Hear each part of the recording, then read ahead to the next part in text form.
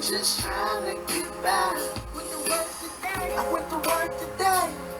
Co-workers on my back. Temptations on its way. It gets hard trying to get a new me. But I know that you're there for me when times get hard. I know if I live your way, you are not far. Yahuah's the answer to my problems, to my worries, to my fears. Yahuah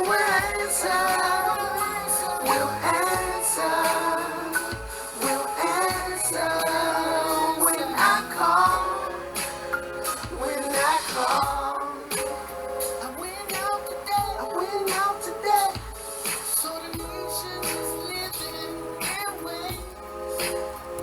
I try to front like I'm perfect, but inside I'm still working.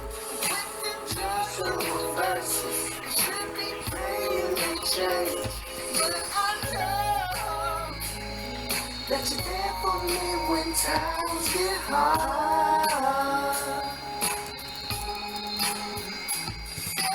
I know if I live your way, you are not far. Who's the answer to my problems, to my worries, to my fears? You will answer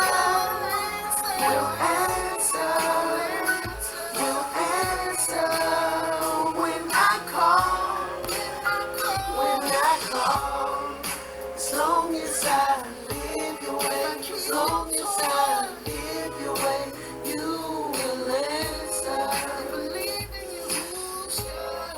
As long as I live your way, as long as I live your way, you will answer. And I know that you're there for me when times get hard.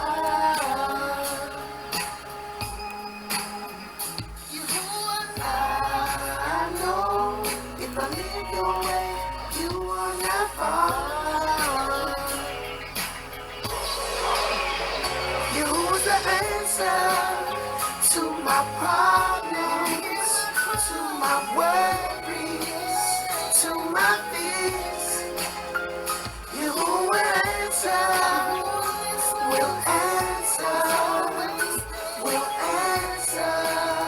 when I call, when I call.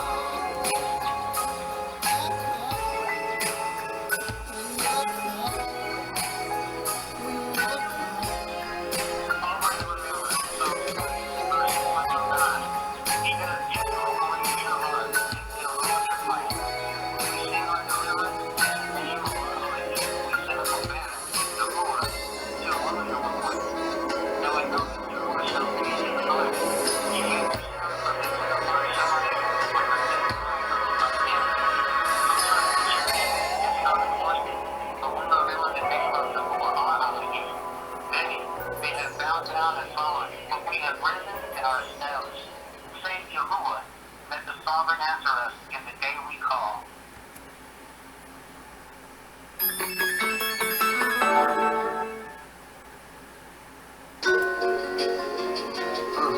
Yeah, I know. You know, we don't always give the praise. He's the most high Yah. And you want to talk to my people.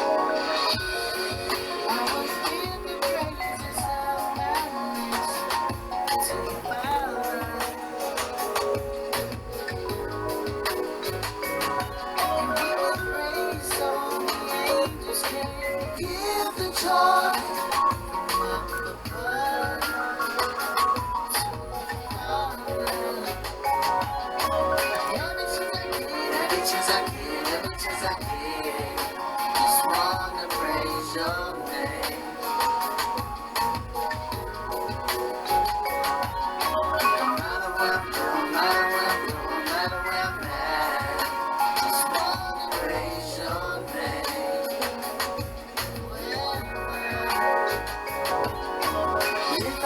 Voices everywhere, giving praise to the name Yahuah, Yahuah. You are worthy to be praised. There's no one like you, Yahuah, Yahuah. Lift up your eyes, gaze upon the Shamayim. Servants waiting on Yahuah, he my Elohim. It's like a code, can't put it up Abraham. Al-Aliyum, my sovereign king. I was dead and I just practiced, I was far removed. Could look out in the garden, I be walking in the cool. Yahusha say manifest, then we got it with the rest. Singing Kadesh, Kadesh, and with every breath. Torah Ramaya, this is what we saying. Every morning when we rise, it's on the day that we laying. We Shabbat, all your bits from your Shabbat, is my cat. Lift up your voices everywhere, giving praise to the name Yahuah, Yahuah. You are worthy to be praised. There's no one like you, Yahuah, Yahuah.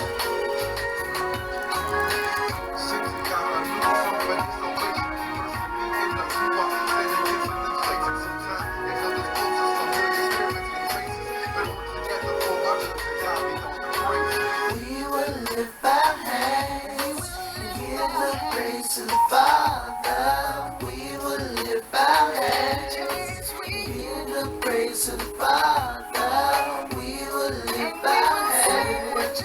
Give the praise to the Father, we will lift our hands. Give the praise to the Father. Lift up your voices everywhere, giving praise to the name Yahuah, Yahuah. You are worthy to be praised. There's no one like you, Yahuah, Yahuah.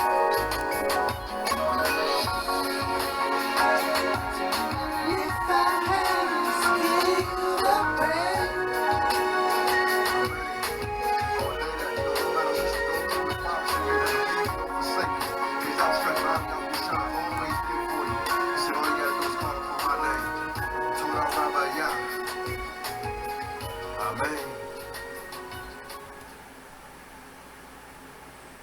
Praise Yahuah.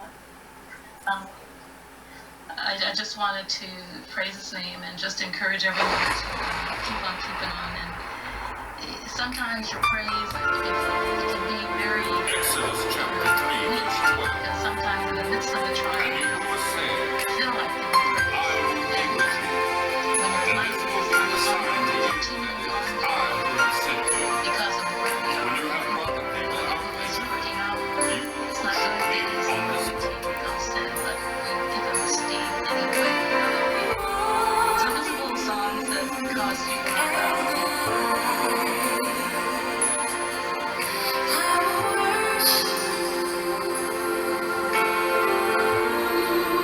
to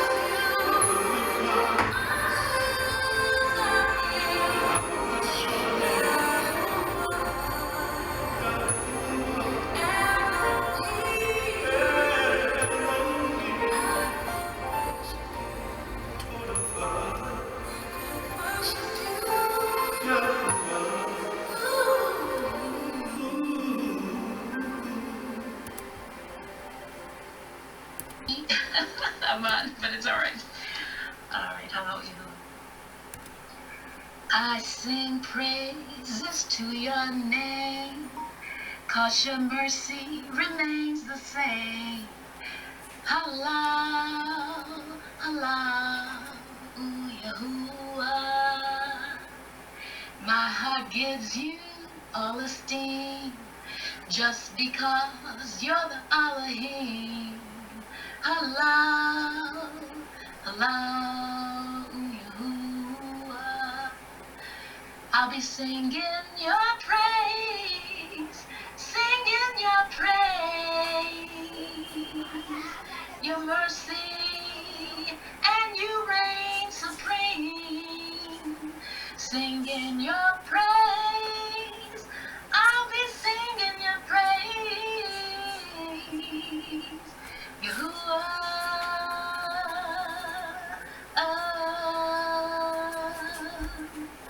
Your name, your name, your name, Yahuwah's name, your name, your name, Yahuwah's name, praise your name, Yahuwah Rapha, you're here with me, Yahuwah Shalom, you give me peace, Yahuwah seek anew a brightness to me.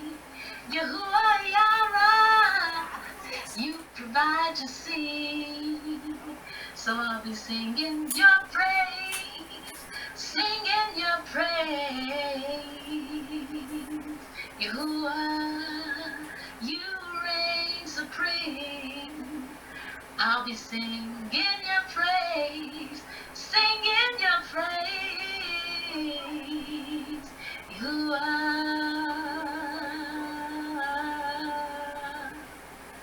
I praise your name, your name, your name, your name. Yahuwah's name, we praise your name, your name, your name. Yahuwah's name,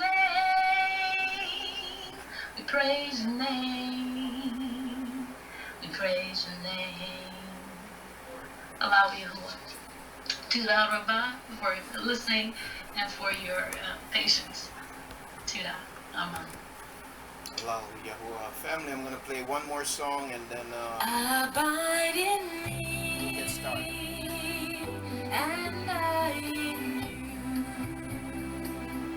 If you will stay with me, you'll bear much fruit. Because without me, child, you can do no good. Abide in me, and I in you. I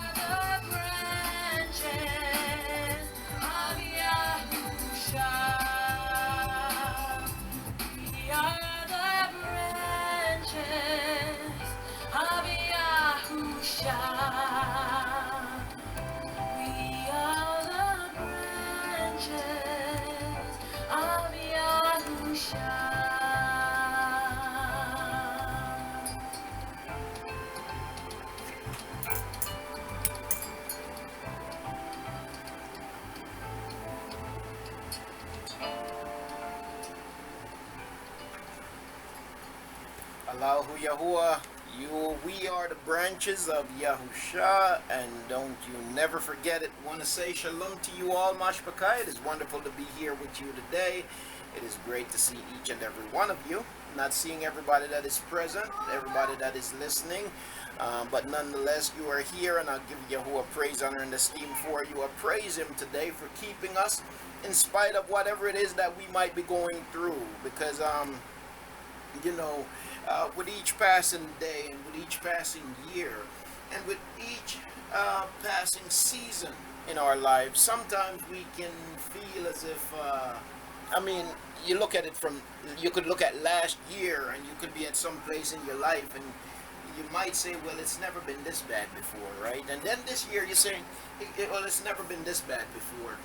And in the midst of saying it's never been this bad before, sometimes we forget to give thanks for the good days, because there are not just bad days, but Yahuah has also favored us with good days. Sometimes it seems as if the bad days outweighs the good days, and sometimes it seems as if you have more hills to climb than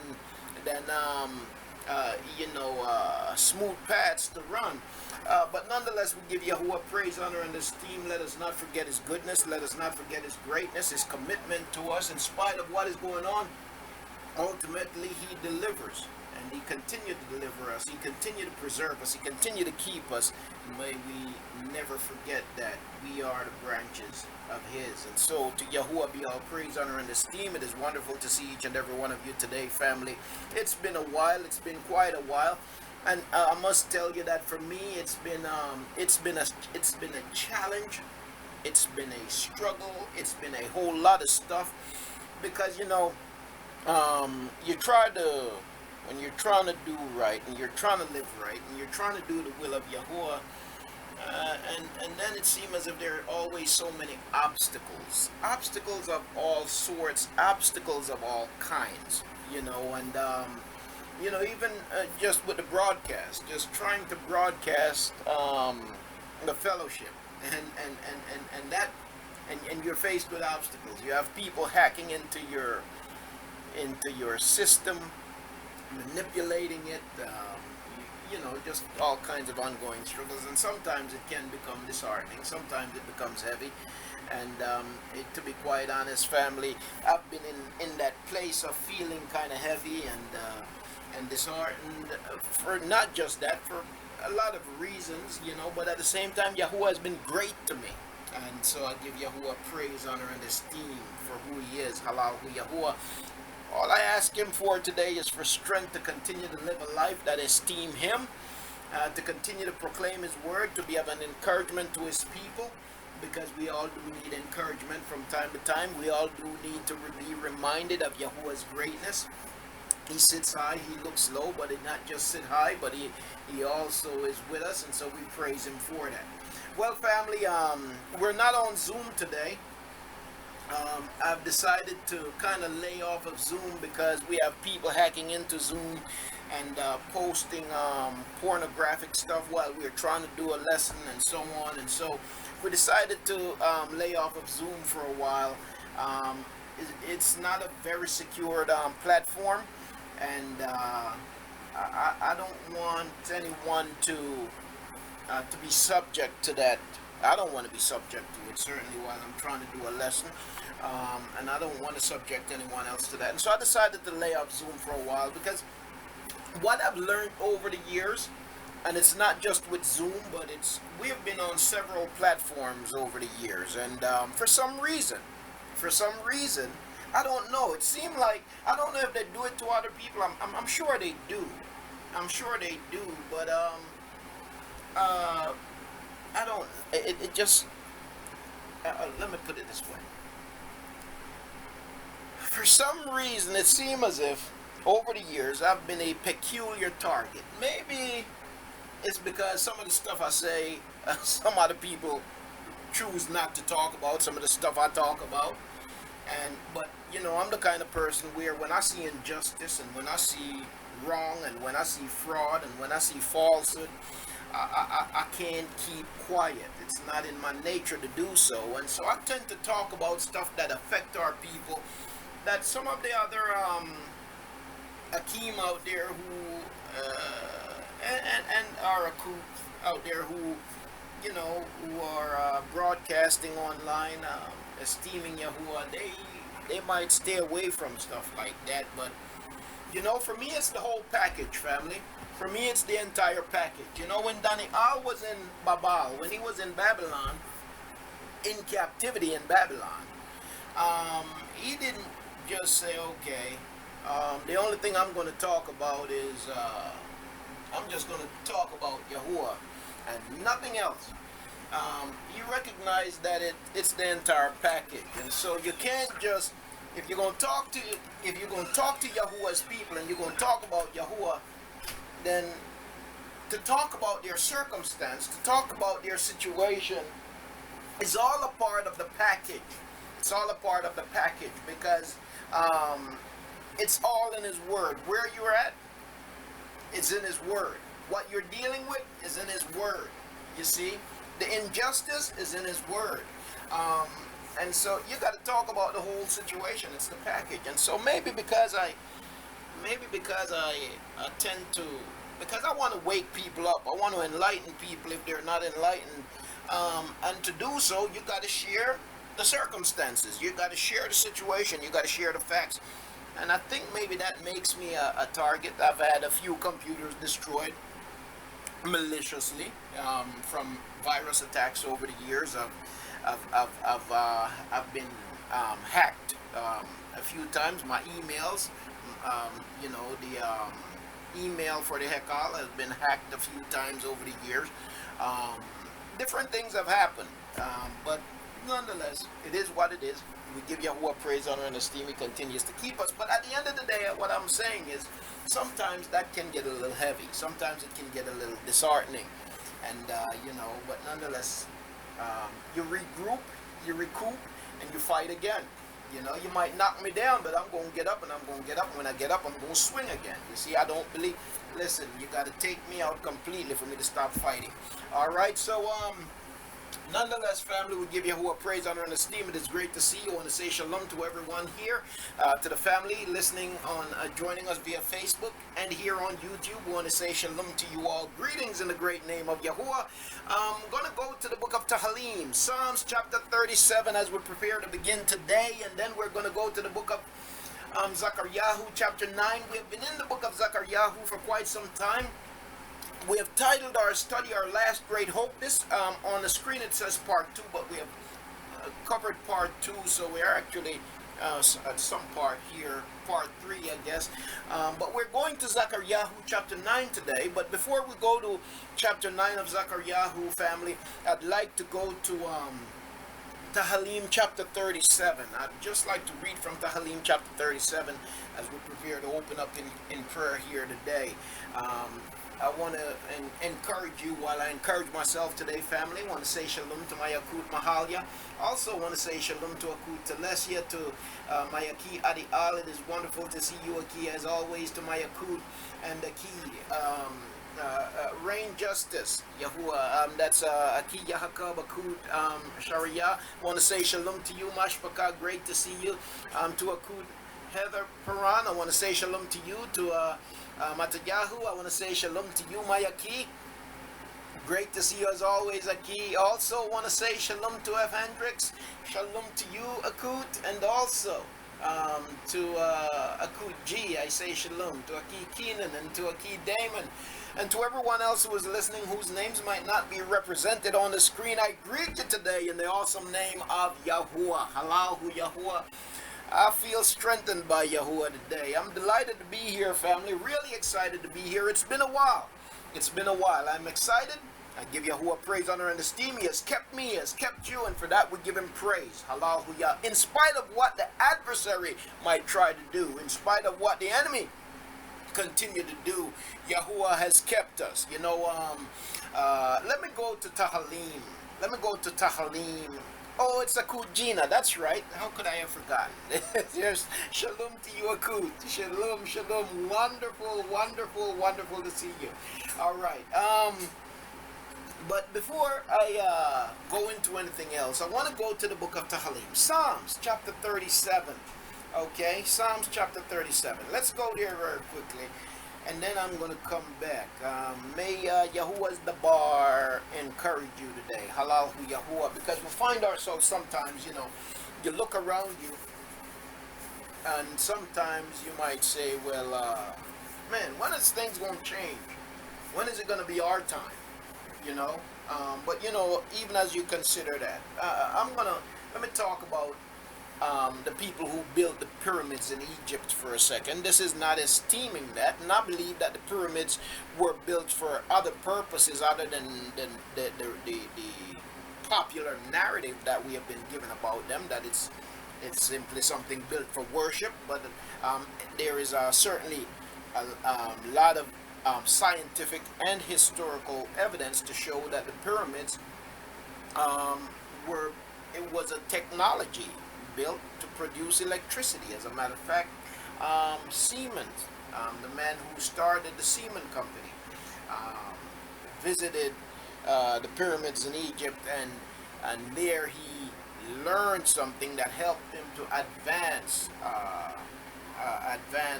what he was trying to do with electricity. So but take note for example, we can learn something from that. The people who built the pyramids in Egypt, the pyramids were built over a period of hundreds of years. Okay, the pyramids were built over a period of hundreds of years.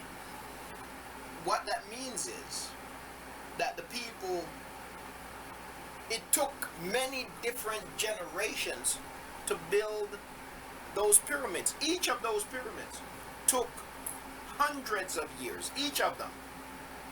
And so what that means is you have one set of people, one generation that started the work, okay, and then that generation dies out, another generation comes and continues the work, and that generation dies out, and then after that another generation comes and works some more, that generation dies out, and the work continued generation after generation until the work was completed. What that means is that each ensuing generation, they caught the vision of the first generation, and they continue to run with the vision. And they continued to do so systematically and consistently. And then ultimately in the end, they were able to complete what it was that first generation envisioned and wanted to see come to pass. Now, it's important to note this, that the people who started the work never got to see the end of the work. Okay? The people who started the work never got to see the end of it. You see? And now, if they take the mindset, if they're taking the mindset like we can find ourselves falling into oftentimes today, of, well, when is it going to be my time? When is it going to be my day?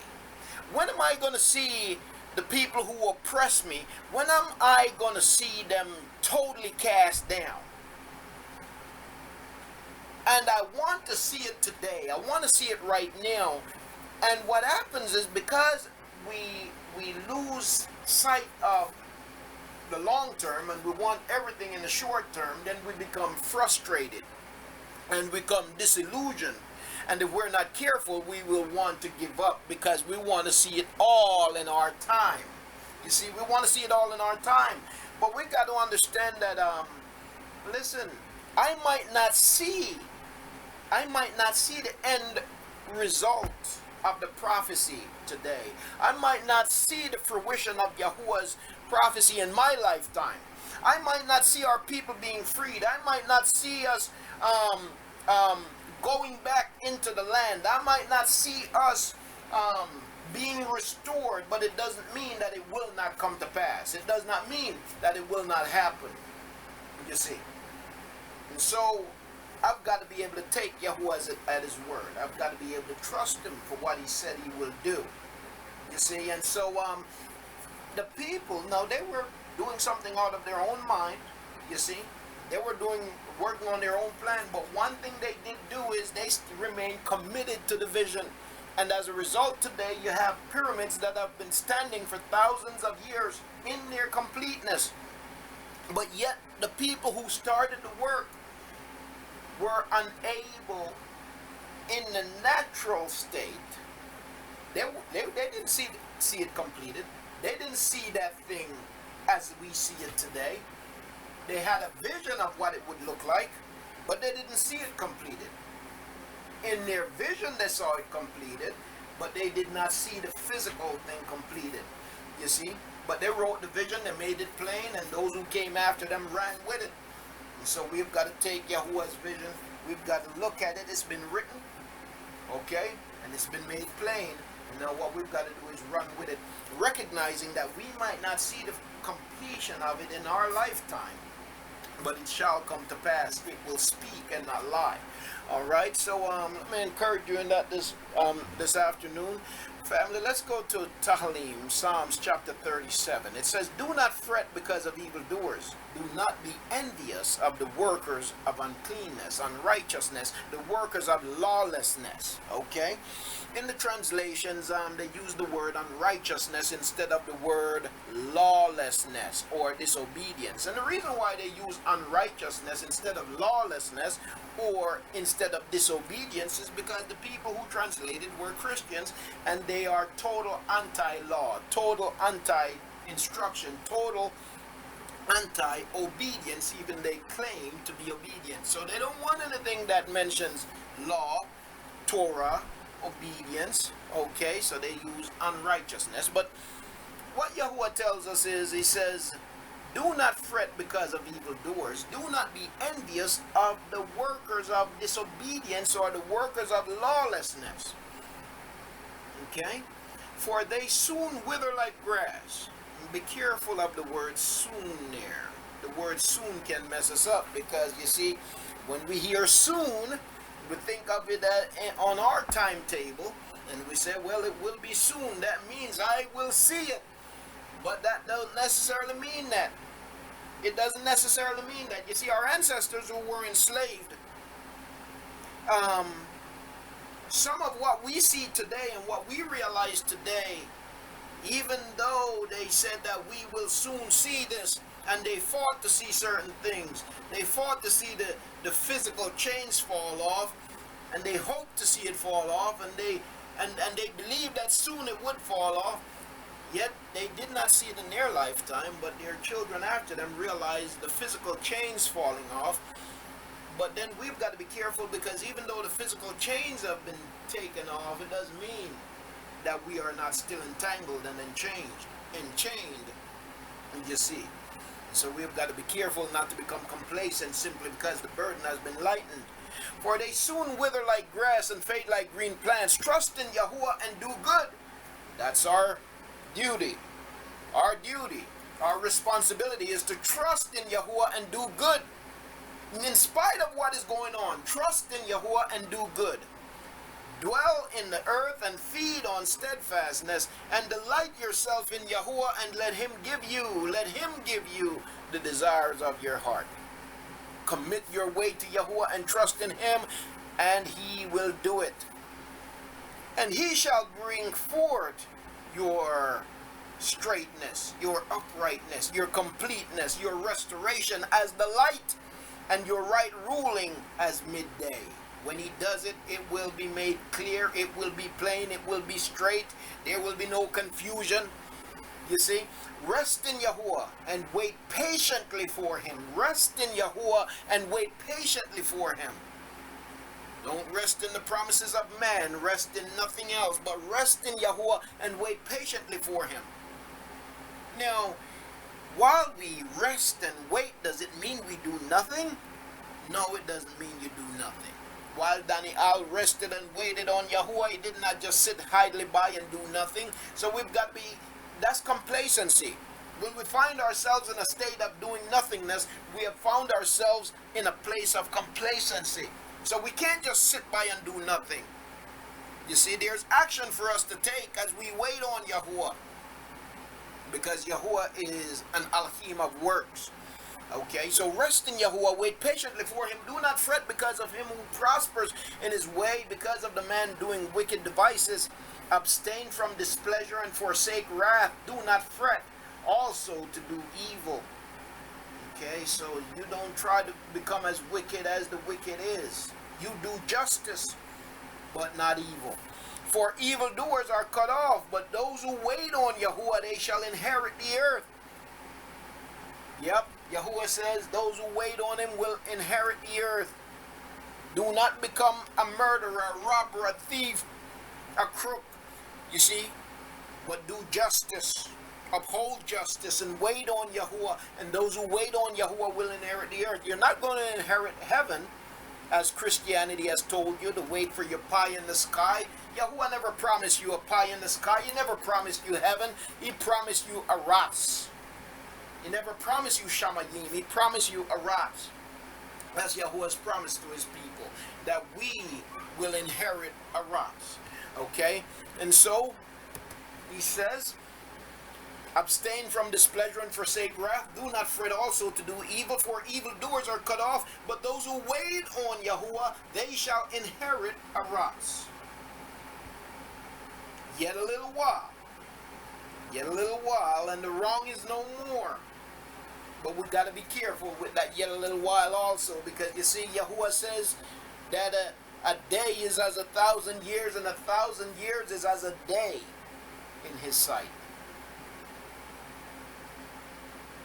Yet a little while, and the wrong is no more, and you shall look on his place, but it is not.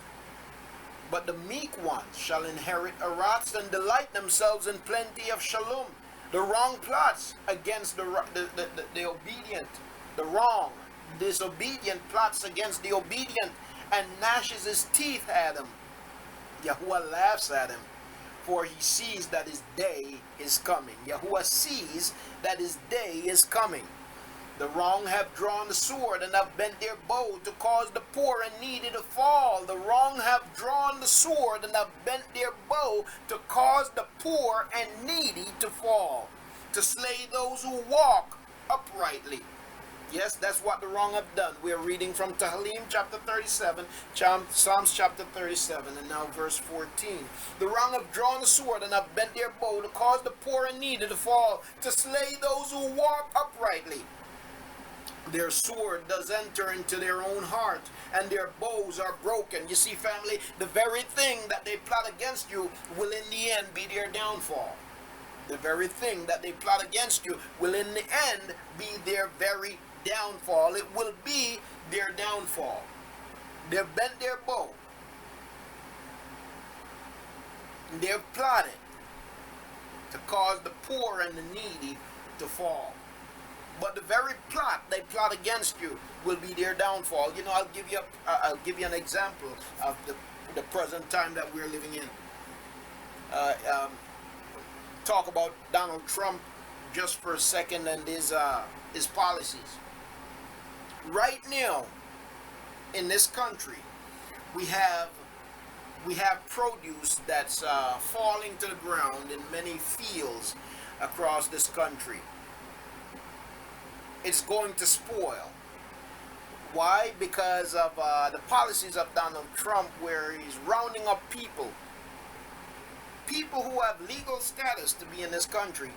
He's rounding them up, and he is deporting them. And so as a result, the people who work on these farms in America, who are mainly people from Mexico and South America, they're not showing up to work because they don't know if ICE is going to show up and load them all into vans and lock them up and deport them. In many cases for no reason. No legal reason. They don't know, and so as a result there are farmers now who their crops are going bad in the field because they have nobody to harvest their crops. Now, when Donald Trump and his buddies made those policies, they have one thing in mind: to make America white again. Okay?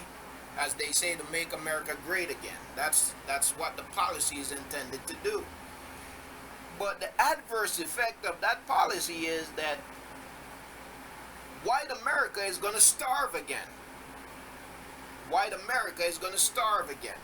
So here it is, you're making plans to adversely affect the poor and the weak. And you don't realize that you're chewing off your own hands. You see. But that's just an example of that.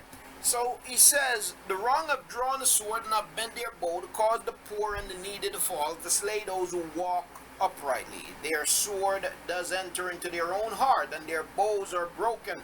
Better is the little of the righteous one, better is the little of the obedient one, than the riches of many wrongdoers. For the arms of the wrongdoers are broken, but Yahuah sustains the upright. Yahuah knows the days of the perfect, and their inheritance is forever. They are not ashamed in a time of evil, and in the days of scarcity of food they are satisfied. Yahuah knows the days of the perfect. Yahuah knows the days of the perfect. Yahuah knows just how long your trial is going to last. He knows just how long your struggle is going to last. It will not last always. Yahuah knows the days of the perfect, and their inheritance is forever. They are not ashamed in the time of evil, and in the days of scarcity of food they are satisfied. But the wrongdoers shall perish, and the enemies of Yahuah, like the splendor of the meadows, they vanish. Like smoke, they vanish away. You see, the upright will abide always, but the wrong, there comes a time when they are no more, and their place will not be found. But the wrongdoers shall perish, and the enemies of Yahuah, like the splendor of the meadows, they vanish. Like smoke, they vanish away. The wrongdoer is borrowing and does not repay. But the upright, the obedient one, the Kadash, the set apart ones, show favor and gives. For his favored ones inherit the earth, inherit Arats. But those cursed by him are cut off. The steps of a man are ordered by Yahuah. Yes, the steps of a man are ordered by Yahuah. Whatever it is that you're going through, your steps are ordered by Yahuah, and he delights in his way. The steps of a man, the steps of an upright man is ordered by Yahuah, and he delights in his way. So whatever it is that you're going through, remember that your steps are ordered. Now, because your steps are ordered, and you know your steps are ordered, and you continue to walk that path, do not look to the left or to the right, but remain steadfast, knowing that Yahuah has ordered your step. It's not by coincidence that you're taking the path that you're taking, but it is to bring out the best in you. And the best that Yahuah has for you. For Yahuah is supporting his hand. I have been young and now I'm old, and yet I have not seen the obedient forsaken, or his seed begging for bread. All day long he is showing favor and lending, and his seed is for a baraka. You know, family, we're at a place in our lives right now where we are not experiencing the completeness of all of this, and that is because we are a people who are still, we're not in that place of perfection. We're not living in our shalom. You see, we're not in the place where we should be. We are not living in the perfect will of Yahuah, the perfect will for his people, because we have been dispersed because of the disobedience of our ancestors and our own disobedience. But Yahuah is in the process of regathering his people. You see, and so as a result of being scattered, then we find ourselves sometimes begging for bread. You see, we find ourselves sometimes being hungry. But here's the point. Yahuah promised that he will restore. Yahuah promises that he will regather. And so don't lose hope. All day long he is showing favor and lending, and this seed is for a baraka. That's in our perfection. That's in our completeness. Turn away from evil and do good, and dwell forever. For Yahuah loves right ruling and does not forsake his kind ones. They shall be guarded forever, but the seed of the wrongdoers is cut off. The upright shall inherit the earth and dwell in it forever. The upright shall inherit the earth and dwell in it forever. You're not going to spend eternity in Shamayim, in heaven, as they say.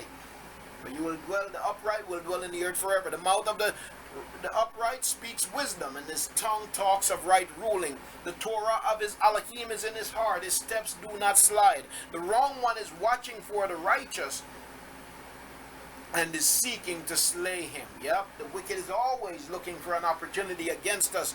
Yahuah does not leave him in his hand. Yahuah will not leave you in the hand of the wicked. Even though it might seem as if there is no way out, he will not leave you in the hand of the wicked, or let him be declared wrong when he is judged. He will not let the wicked be declared wrong when he is judged. You see, family, just this week,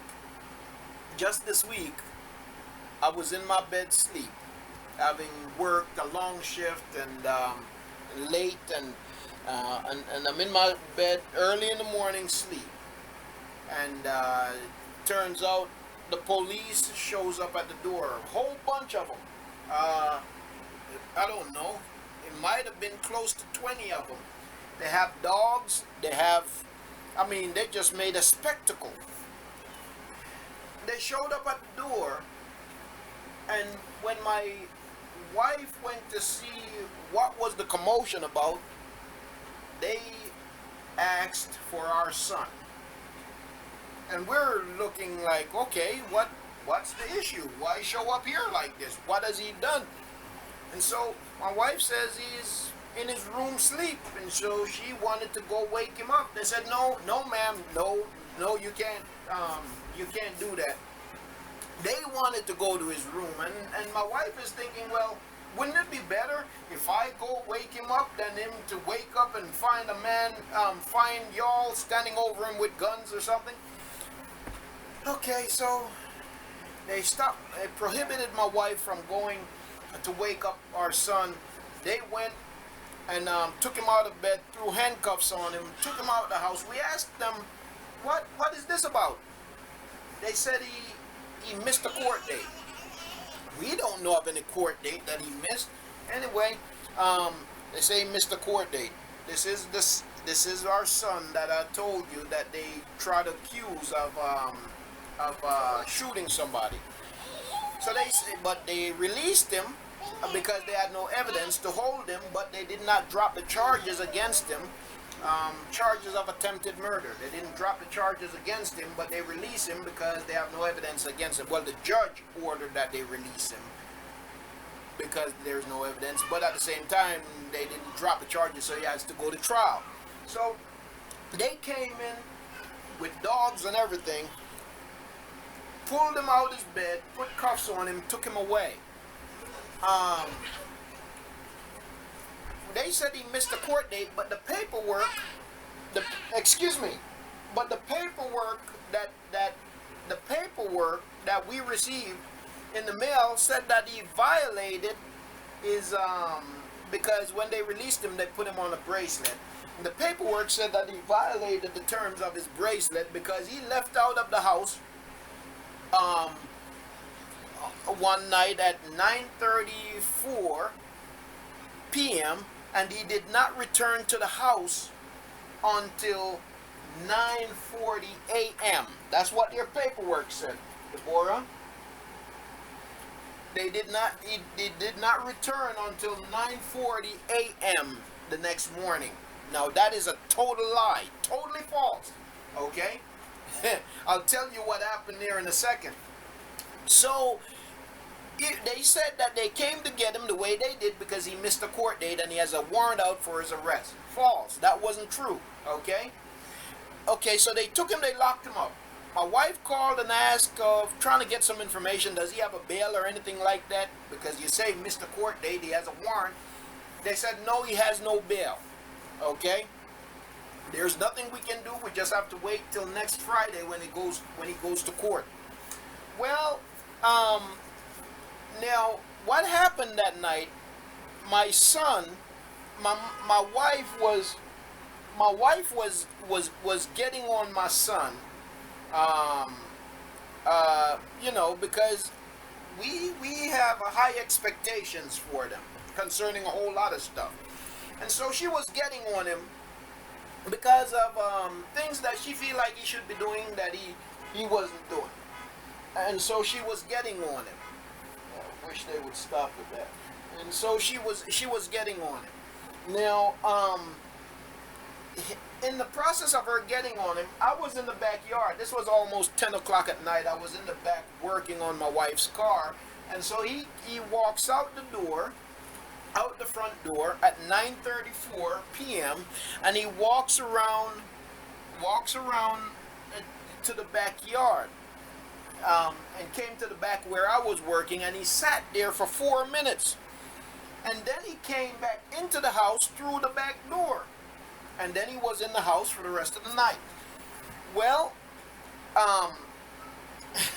so he spent 4 minutes outside.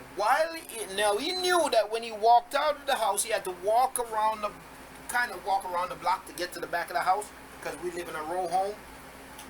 He knew that that would be a violation. So what he did, it was only 4 minutes, but it would be a violation. So what he did, as he was walking out, he called up the officer, the people in charge of monitoring his bracelet, and he told them, I was in the house, was in a verbal dispute with my mom, and I just wanted to cool off for a little bit, so I walked outside and went to the back of the house. He left them that message. Okay? Well, they claimed that he was gone for 12 hours just about. He was gone, and so they came and locked him up. Well, family, we didn't know that what options we had. We figured we're dealing with a system that tell us he had no bail. But you know what? Praise be to Yahuah. I was sitting here today, and the door knocked, and it was our son. He came home. I asked him what happened. He went to court yesterday. He went to court yesterday. We didn't know this. We were unaware. But he went to court, and the judge ordered that they release him, because their timeline doesn't add up. And he did what he was supposed to do, that he called them. They were supposed to answer. They never answered. He left a message. And so the judge ordered them to release him. So we didn't have to pay any bail or anything like that. The judge saw that they were just messing with him again, and ordered them to release him. So our son is back home. Unfortunately, he already lost one job because of this. He was working found another job and was working again. When they came and got him, he was supposed to be going to work that day. And so there it is, he lost another job. But you see, that's what they do to our people. They try to frustrate us. They try to mess up your life, you see, with this back and forth, because they're hoping you can't fight it, whatever the case might be, and it just piles up against you. And that can become discouraging. Become discouraging. But you know what?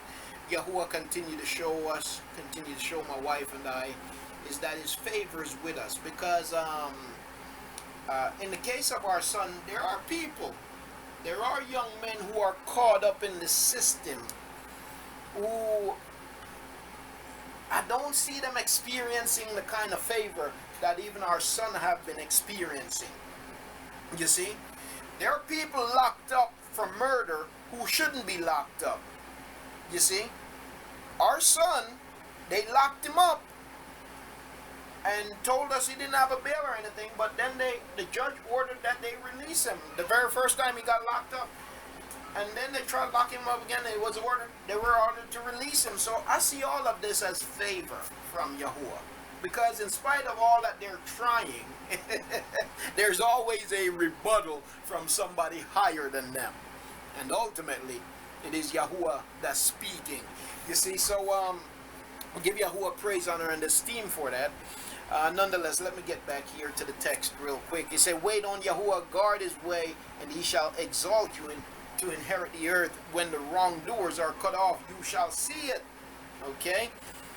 I have seen the wrongdoer in great power, and spreading himself like a native green tree. Now this is to his people. This is to his people. So whether or not you or I see it in your life, in our lifetime, our people will see the wrongdoer cut off. Okay, we have seen him sprung up and spread about like a green tree. But our people will see him wither and dry up. Yet he passed away. And see, he was not. And I sought him, but he was not found.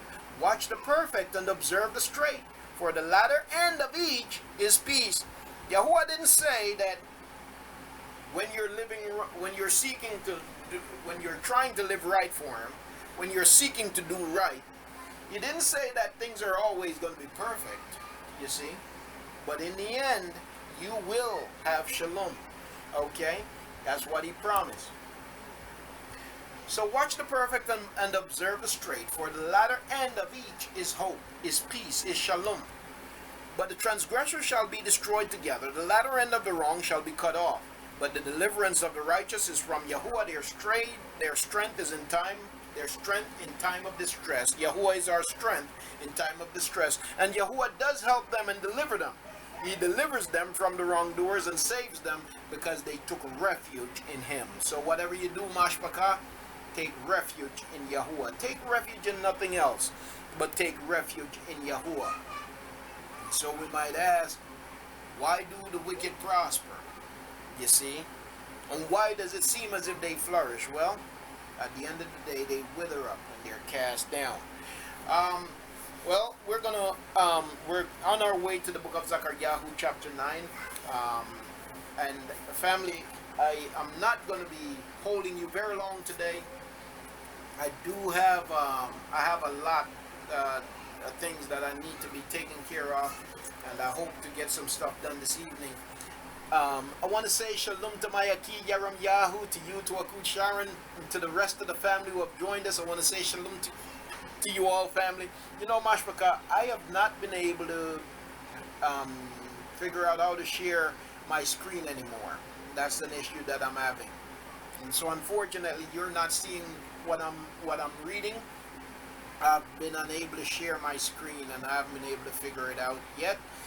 Why? I'm using the same program, but it's one of the issues I'm having. So I apologize for that, and I will try to resolve that. To be honest, I haven't had a whole lot of time to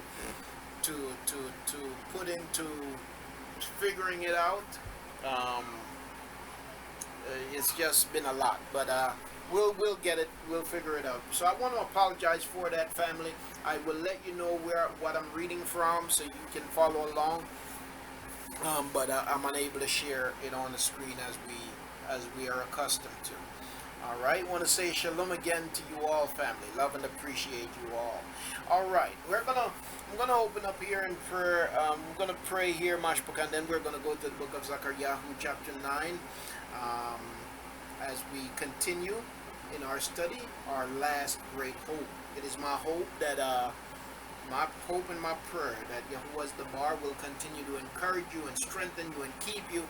And also I look forward to getting back to the place where I can hear from you. Right now it's just me talking because we're on YouTube and Facebook, and you can't interact in the same way with those programs.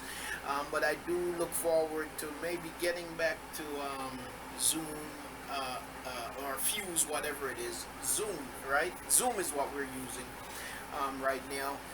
But I decided to give it a break for a little bit, and I'm utilizing some tools to hopefully discourage people being able to hack in and disrupt the fellowship. So we should be getting back to that pretty soon. All right. Love you, Key. Love you. All right. Well, let us turn our faces toward the set-apart place of Yahuah as we seek for His favor. Halal Yahuah. Praise Yahuah. Be prepared to get to His word. How about Yahuah? We give you thanks. Truly, there is none like you. Halal Yah. We say Tudah for your greatness, Tudah for your compassion, Tudah for your strength and for your justice, Tudah for your provision, Tudah for your preservation, Tudah for your great name. Halal Yah. Yahuah, you said that you have esteemed your dabar and your name above all else. So we esteem your word today, and we esteem your great name. We ask that you would barak this time, that you would barak your people as we find ourselves scattered and dispersed. I pray, Yahuah, that we would find strength and encouragement in your word. Give us the strength, Yahuah, to press and to continue on. In spite of the atrocities, in spite of the oppression, in spite of all of the evils we are faced with. I'm sorry, family. In spite of the many evils that we're faced with, and Yahuah, I pray that you would continue to give us strength and help us to remain steadfast and focused on you. May you barak this time, barak our mashpakah, every family, every household represented here. Yahuah, you know our hardships, you know our struggles, you know the difficulties that we see. Yahuah, you are our deliverer, you are our rock, you are our strength. So we barak you today, Yahuah. Barak your people, barak your servants, barak your sons, barak your daughters. Do this, we pray, in your great name. Yahuah. Amen. Praise Yahuah. Yahuah.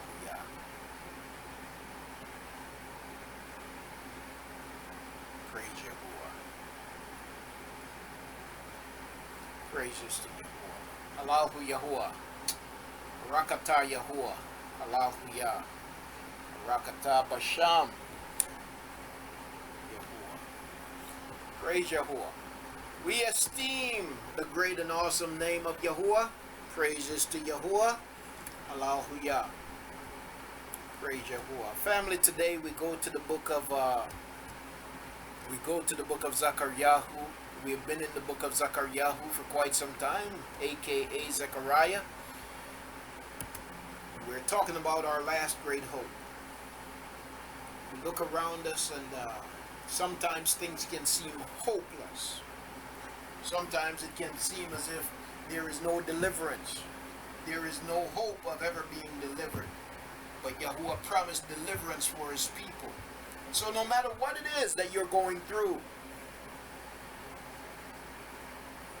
and you know, family, even as I say this, I believe it is important for us as people of Yahuah to get this.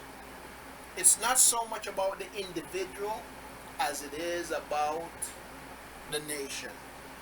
Okay? It is very much about the individual. It might sound confusing what I'm saying to you.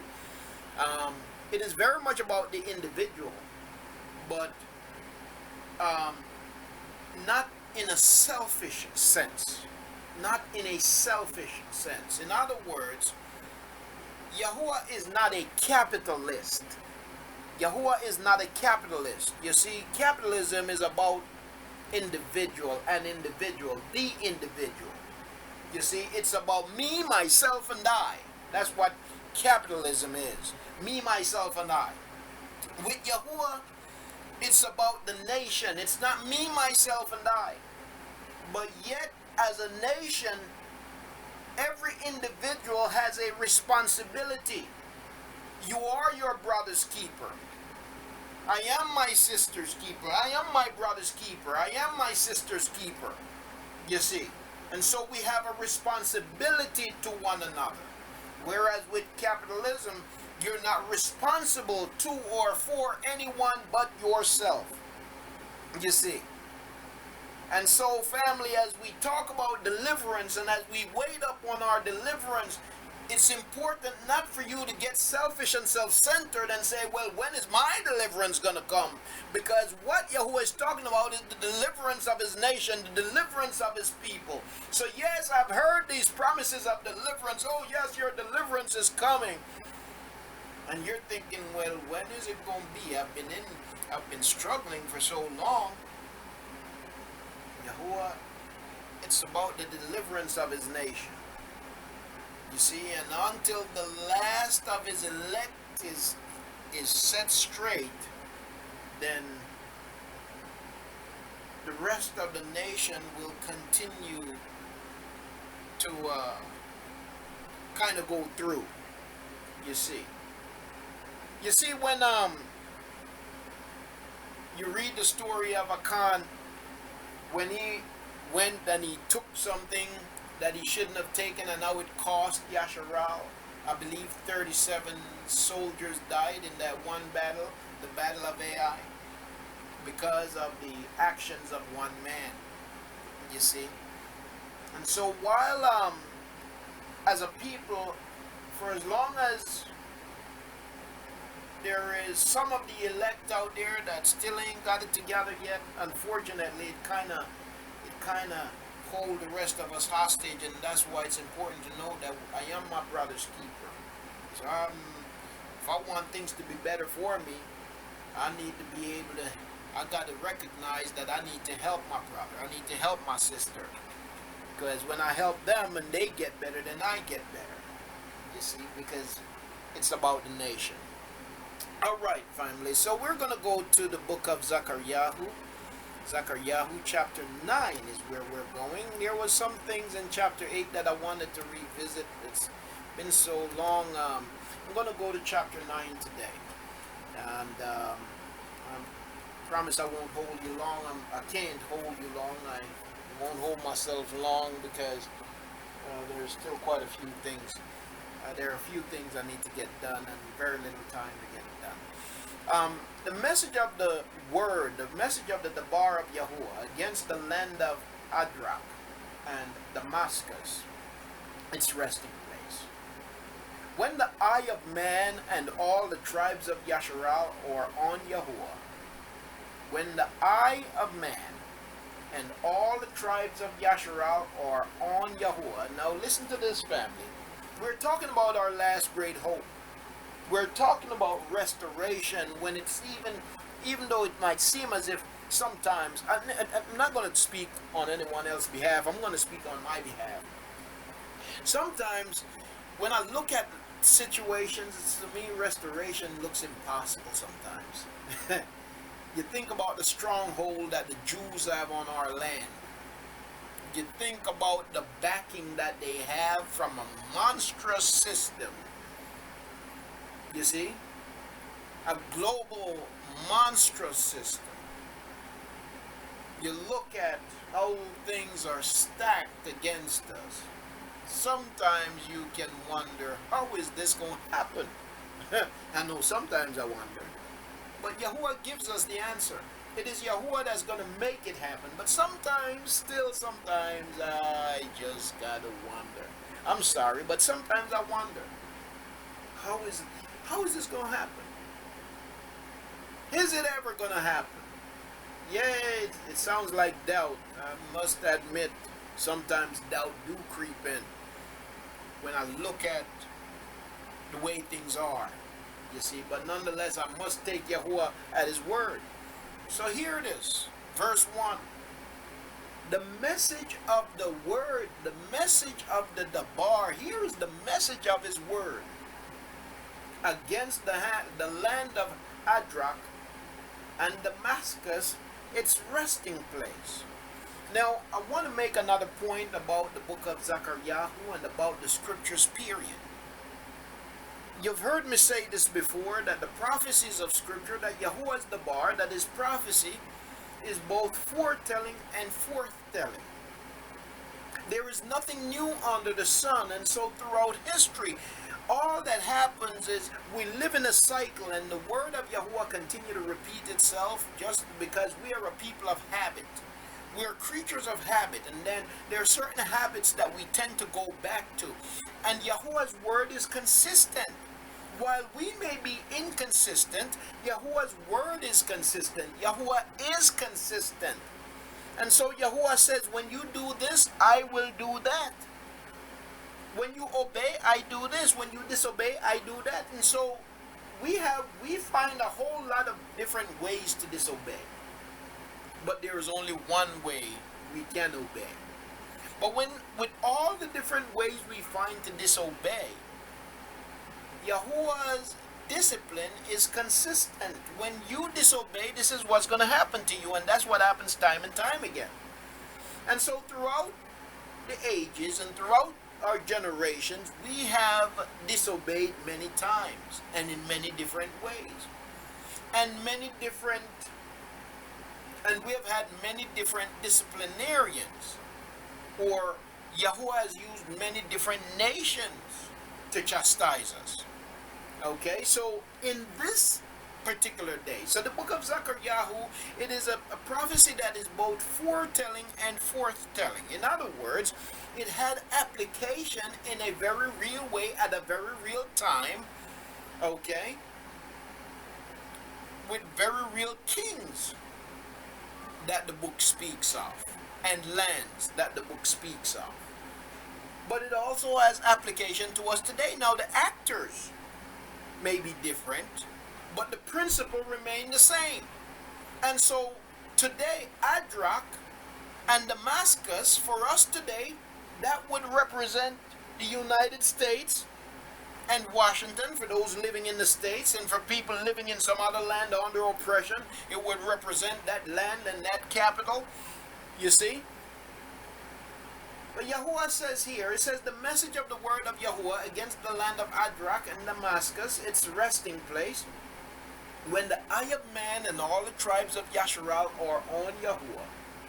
And Amah also borders on it, Zor and Zidon, though they are very wise, for Zor built herself a tower and heaped up silver like the dust, and gold like the mud of the streets. Yes, so they have carnal wisdom. They have been able to amass great wealth, just like where we are today. See, Yahuah shall dispossess her. So listen, do not pay attention. Yahuah's point to his people here is do not pay attention to their strength. Do not pay attention to their military might. Do not pay attention to their great wealth. Because if you pay attention only to that, then you will find yourself thinking, when and how will our deliverance ever come? When and how could our restoration ever be? But in spite of their craftiness, and in spite of their military might, and in spite of their great wealth and knowledge of wickedness, in spite of all that they're doing and all that they have done, Yahuah says that I'm going to restore you. In spite of how formidable your opponent might seem, and how impossible it might seem that you will ever be restored, Yahuah says, even despite of all of this richness, and all of their power, and all of their might, all of their wealth. Verse 4, he says, I'm reading from Zechariah chapter 9, verse 4, he says, see, Yahuah shall dispossess her, and he shall destroy her power in the sea, and she shall be consumed by fire. Yes, Yasharal's adversary, regardless of how strong and how powerful, shall be destroyed by fire. Ashkelon sees it and fears. Atzah, too, riding in anguish. And Akron, for her expectation is dried up. And the king shall perish from Atzah, and Ashkelon shall not be inhabited. And the half-breed shall settle in Ashdod. And so the place that once belonged to the wicked will no longer belong to the wicked. So I shall cut off the pride of the Philistines, and shall take away his blood from his mouth, and the abominations from between his teeth. And he shall remain, even he, to our Alchim, and he shall be like a leader in Yehuda, and Akron like a Yabushi, they call Jebusite. And I shall encamp around my house against an army. And I shall encamp around my house, my people, against an army. Against him who passes by, and him who returns, so that no oppressor passes through them again. For now I have seen with my eyes. Rejoice greatly, O daughter of Zion. Shout, O daughter of Jerusalem. See, your sovereign is coming to you. He is set apart. He is upright and endowed with deliverance. humble, and riding on a donkey, a colt, the foal of a donkey. Now, family, this verse 9 goes to the subject of Mashiach. Okay? This verse 9 goes to the subject of Mashiach. There are many prophecies in the scriptures concerning Mashiach, Yahuah coming in the form of flesh to redeem his people. I know that today there are many people who says that there is no Mashiach and that Yahuah never shed blood to redeem his people. There are many today who say that. Now, while the Christians have made a mess and a mockery of the truth, it does not dispossess the truth. It does not change the facts. You see, Yahuah is our Mashiach. Yahuah is our deliverer, and he does fulfill the prophecy here where he says, rejoice greatly. This is a prophecy concerning the coming of Mashiach. Rejoice greatly, O daughter of Zion. Shout, O daughter of Jerusalem. See, your sovereign is coming to you. He is right. He is upright. He is set apart and endowed with deliverance. He came to deliver his people, because without the shedding of blood, there can be no deliverance. There can be no redemption. Humble and riding on a donkey, as we are told he did. He rode into Jerusalem on a donkey, a colt, the foal of a donkey. Okay?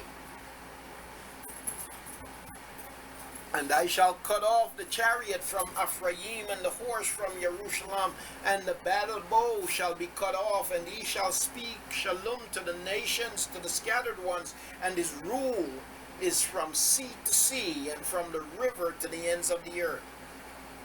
Also, you, because of the blood of your contract, I shall send your prisoners out of the pit. Also you, because of the blood of your contract, I shall send your prisoners out of the pit. So, you see, there can be even. Okay, so I've said this before. Deliverance, our deliverance and our redemption is twofold. You might remember me saying this a few times, family. Our deliverance, our redemption is twofold. You see, okay, let's go back to Matzrayim for a second. Because you see, there's nothing new under the sun. There's nothing new under the sun. So in Matzrayim, family, before the people could have been brought out of the land, they had to be redeemed spiritually, right? Before they could have been brought out of the land, they had to be redeemed spiritually. Now, what did that spiritual redemption look like? What did that spiritual redemption look like? Before they could have been brought out of the land, they had to be redeemed spiritually. But what did that spiritual redemption look like as they were in Matzrayim? I might need to refresh my screen because I don't think it's... Okay, there we go. Yes, the Passover. And what did the Passover include that really redeemed them? What was the main aspect of the Passover that truly redeemed them? The main aspect of the Passover that truly redeemed the people spiritually. What was that again? Blood, blood, blood. Absolutely blood, blood. So without the shedding of blood, there can be no deliverance. There can be no redemption, right? Without the shedding of blood. So for the people who say that there is no Mashiach, and you know, family, that is another aspect of discouragement for me when I see our people. I don't know, it take a heavy toll on me, man. I got to be honest with you. When I hear and I see all the voices out here that's saying all kinds of stuff, sometimes it make me just want to shut up. Sometimes it make me want to go take a seat somewhere because I get tired of the confusion and all of the noise and all of the voices, and I feel like, what good am I doing? I'm only adding to the confusion. There are all kinds of people out there saying all kinds of stuff. There is no Mashiach. There is no blood. There's no this. There's no that. All of this stuff that people are saying. But here is the fact. Okay? Our redemption is twofold. Our redemption is twofold. Okay? Before there can be physical deliverance, there's got to be a spiritual redemption. Before there can be physical deliverance, there's got to be a spiritual redemption. And the spiritual redemption is the shedding of blood. In Matzrayim, you see in the scriptures, the way Yahuah does it for us, he gives us shadows and foreshadows. Okay? He gives us types. Okay? And so, in Matzrayim, he gave us a shadow of what our deliverance would look like. He put before us a lamb representative of himself, and then that lamb being slain on our behalf, representative of him being slain for the spiritual redemption of his people, so that his blood, so that we may be covered by his blood. You see? And so in Matzrayim, blood had to be shed. That was the spiritual redemption of his people. The blood covered their transgression, because Yahuah could not bring them back into his set apart land without their filthiness first being covered.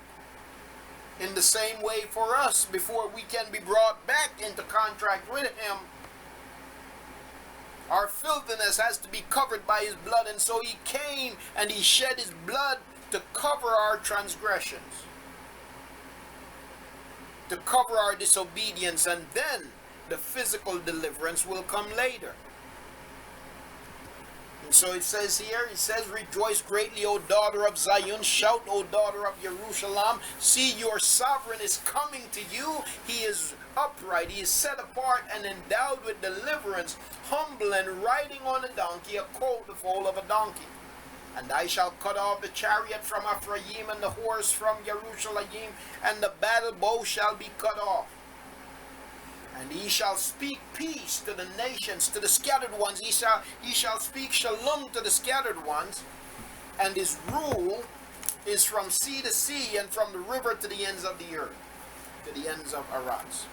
Also you, because of the blood of your contract, the blood of your contract. Yes, we are bound in the contract by the blood. I shall send your prisoners out of the pit. It is that blood that will bring us out of the pit. You see, return to the stronghold. If you deny the coming of Mashiach and the shedding of his blood, there is no deliverance out of the pit, is what is saying here in the book of Zechariah, chapter 9, verses 9 here through 11. If you deny Mashiach, if you deny that his blood was shed for your deliverance, there is no deliverance out of the pit. You have refused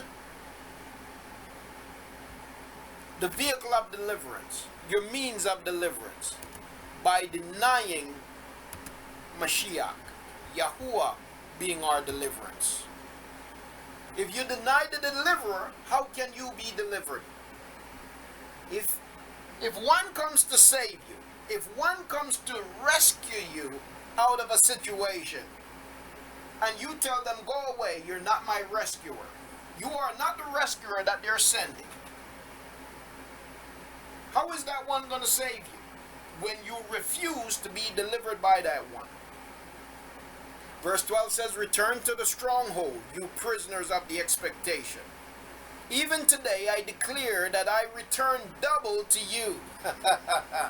Yahuah called us prisoners of the expectation. We are prisoners of the expectation. You see, if you're going to be a prisoner of anything, be a prisoner of the expectation of Yahuah. If you're going to be a prisoner to anything, be a prisoner of the expectations of Yahuah. You see, be bound up in his expectations. Be bound up in the expectation of his deliverance. And so he calls us prisoners of the expectation. He says, return to the stronghold, you prisoners of the expectation. Even today I declare that I return double to you. For I shall bend Yehudah for me. I shall fill the bow with Ephraim, and I shall stir up your sons, O Zion, against your sons, O Greece. Yeah. Yahuah says he's going to raise up his own against the oppressor, and I shall make you like the sword of a mighty man.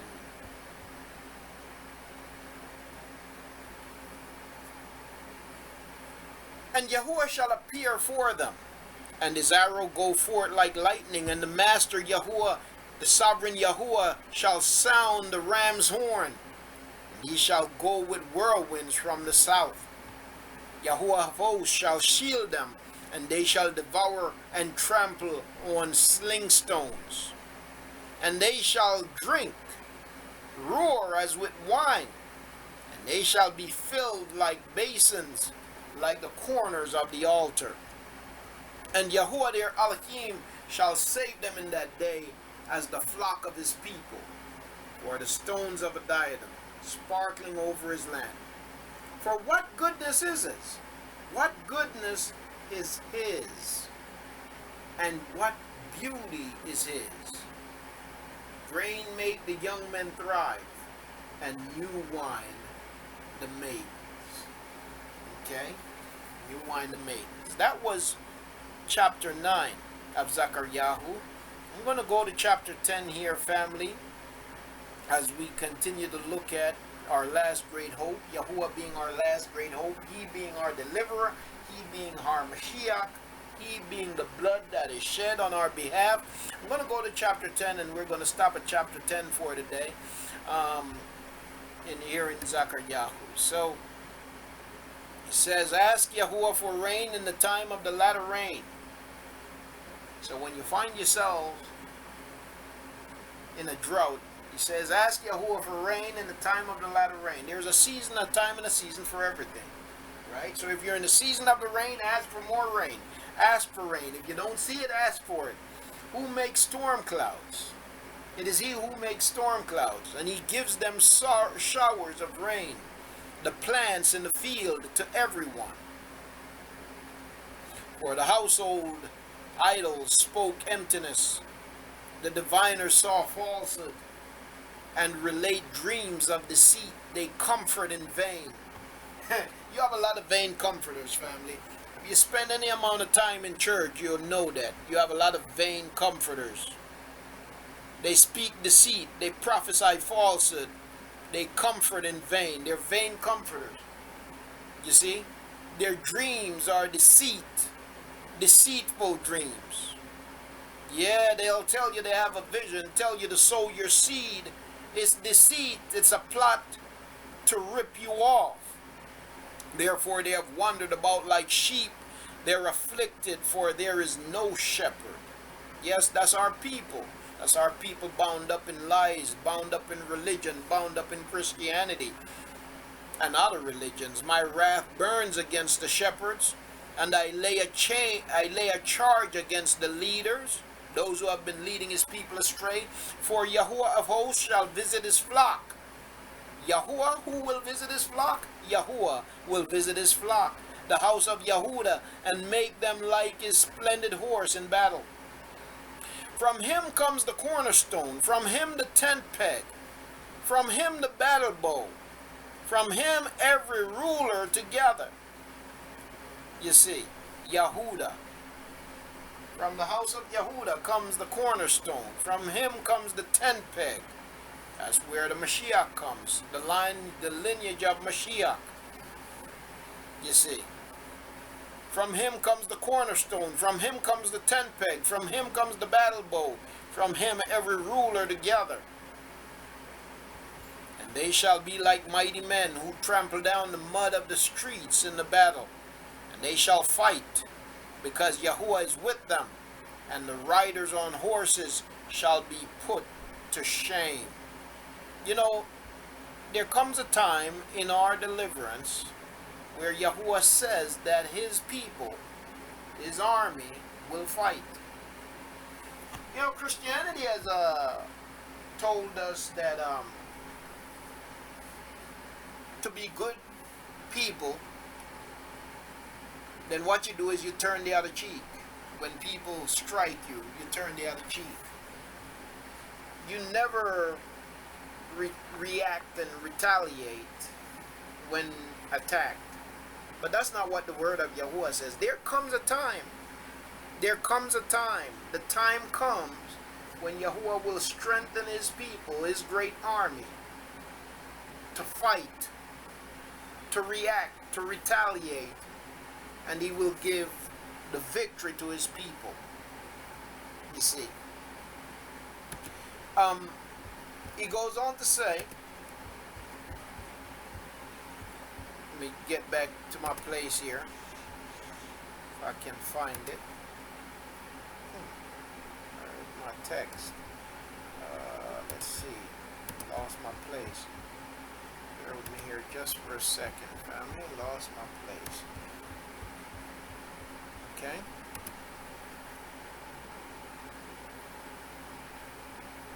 So he says in verse 5 of Zechariah chapter 10, and they shall be like mighty men who trample down the mud of the streets in the battle.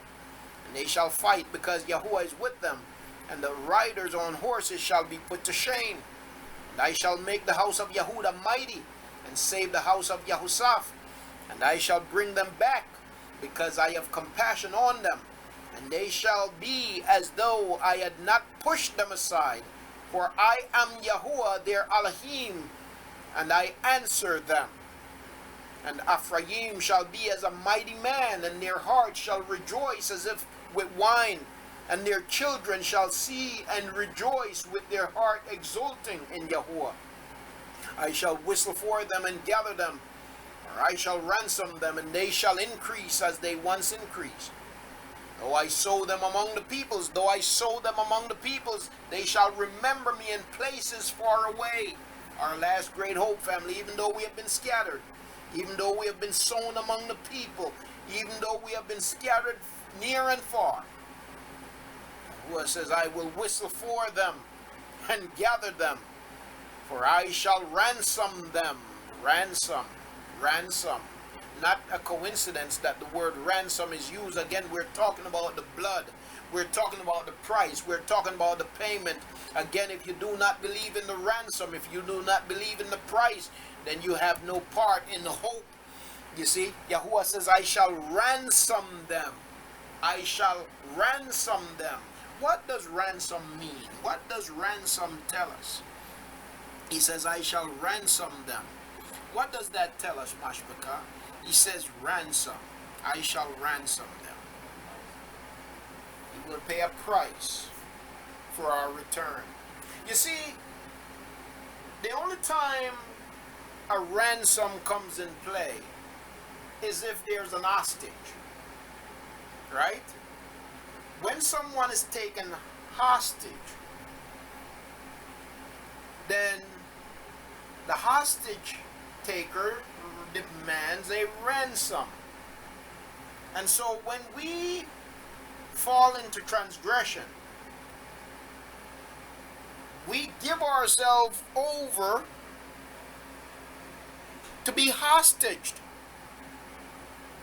And so a price has to be paid in order that we may be bought back, redeemed. Yahuwah says, I shall ransom them. Did he say someone else will ransom them? Did he say someone else will pay the price? No, Yahuwah says, I shall ransom them. What that tells us is that Yahuwah is our Yahusha, that Yahuwah is our Mashiach, that Yahuwah is our deliverer. He is the one that delivers. He is Yahusha. He is our Savior. He is our Redeemer. He says, I, Yahuwah, shall ransom them. I, Yahuwah, shall pay the price. I, Yahuwah, shall shed my blood. Now we see that even too when we go to the book of Katsun, the book of Revelation, where Yahuwah says he was the lamb. He is the lamb that was slain.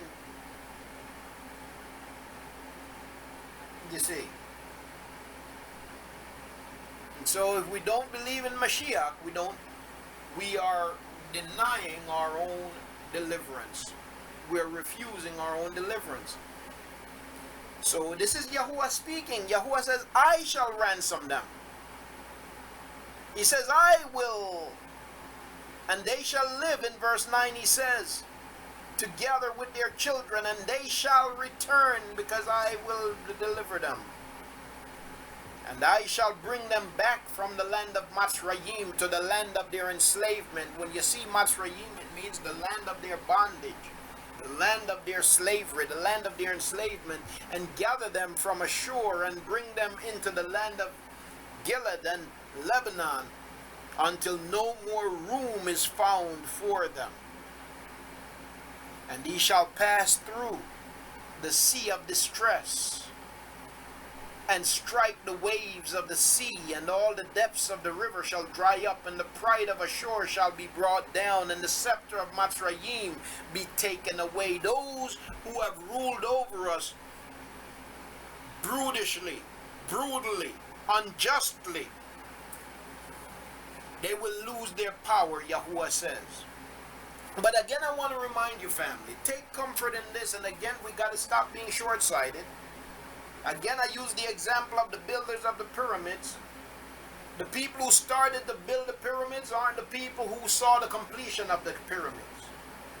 But yet, generation after generation, they came and they all built with the same vision in mind, until it was complete. Today we see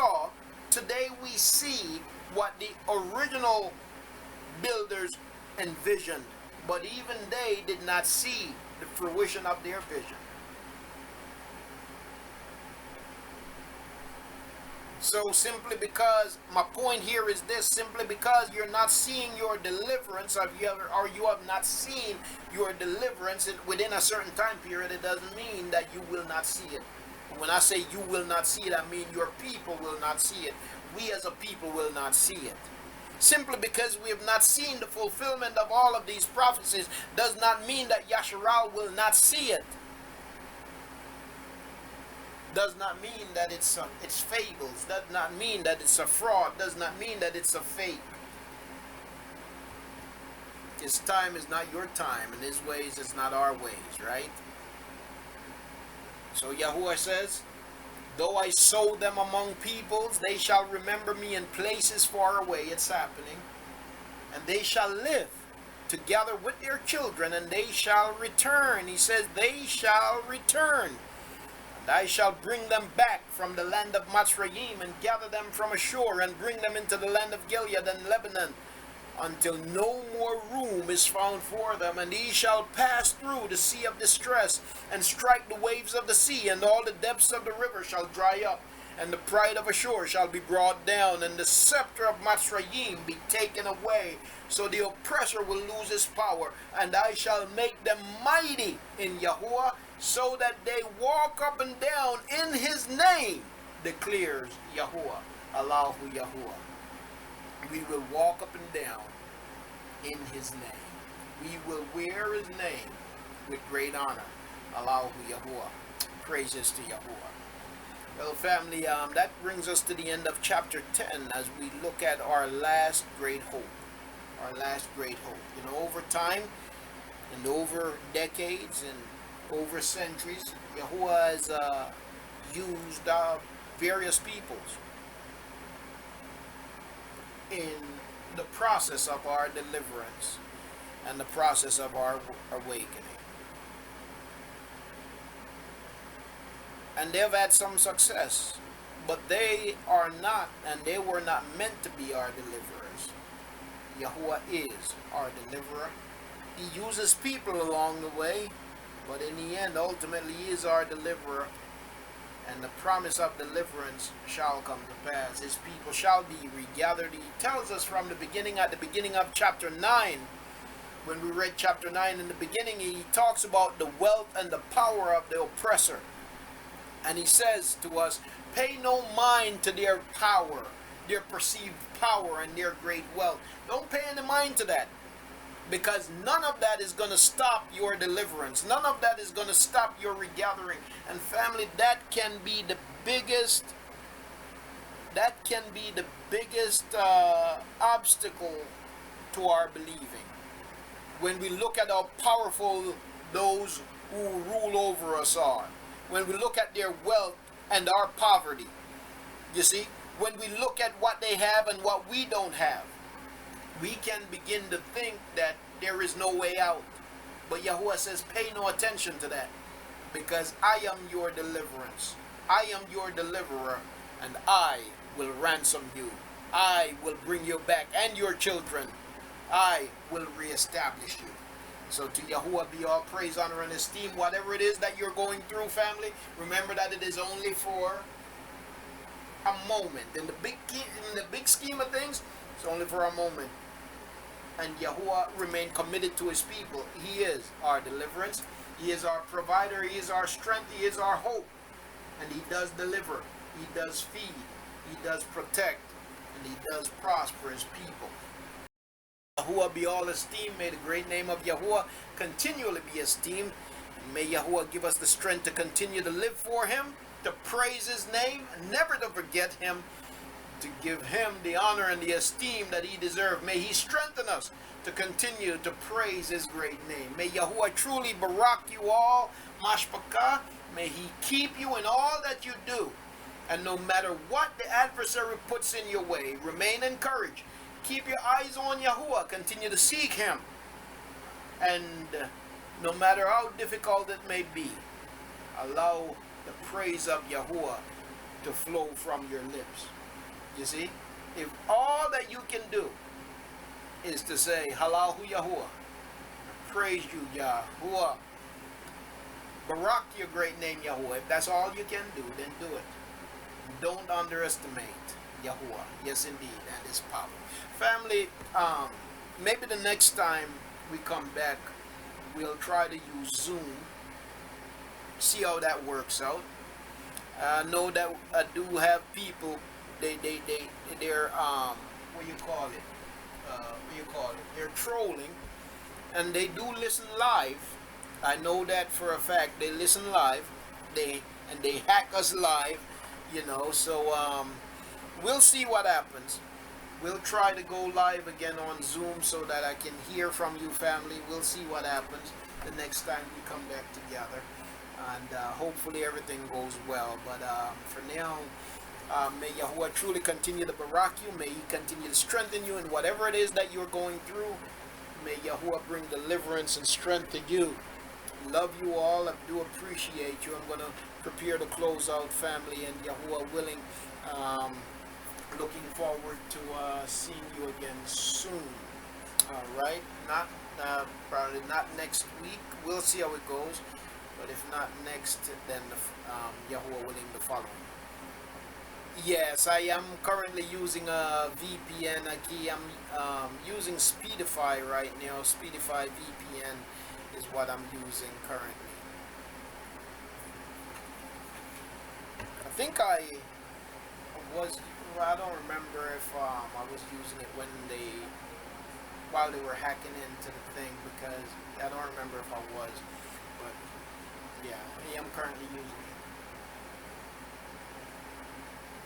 Praise Father. Missed you, Akut, and the family. Certainly have missed you all. Love and appreciate you. Allahu Yahuwah. Abba Yahuwah, we give you thanks and praise. Truly there is none like you. We barak your great name. May you continue to strengthen us, Yahuwah. Encourage us and keep us. For your people who are in need, we pray for your provision. We ask for rain, Yahuwah. Ask that you would rain on your people. Hallelujah. Tell us, Father, that in the season of the latter rain, that we ought to ask for rain. So we ask for rain. We ask for the awakening of your people. We ask for truth to go forth and to reach your people, permeate the hearts and the minds of your people. We ask Yahuwah for strength. Pray that you would barak and keep us as we continue to live, to seek to live for you. Give us strength that we may walk in your light, to walk in your way. Do this we pray in your great name. Amen. Allah, Yahuwah. Praise Yahuwah. Love and appreciate you, family. May Yahuwah barak you and keep you. May Yahuwah cause his face to shine upon you and show favor unto you. May he lift up his face upon you and give you shalom. May the great and awesome name of Yahuah be upon you. Allahu Yahuah. Love you all, family, and Yahuah willing, I will be seeing you soon. Shalom.